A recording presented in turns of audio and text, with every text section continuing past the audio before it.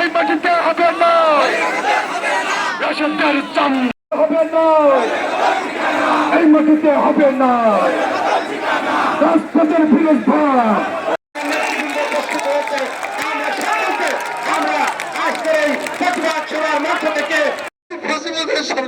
সরকারকে বদল করেছে। ইনশাআল্লাহ ইসরায়েল হোসেন জীবনকে সংগ্রামে উপস্থিতি আজ দুঃখ ভরা কান করে দেয়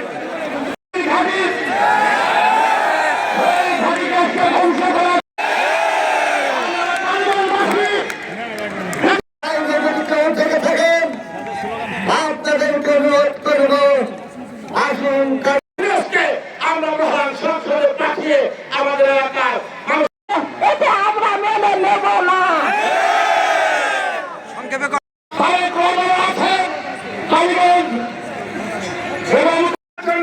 কালীগঞ্জের মানুষের মান ইজ্জত হেফাজত করার আরেকজন আমাদের ভদ্র হবি মুসলমান বললেন ঝিনেদার একজন, তার নিজের বাড়ি হলো ঝিনেদা।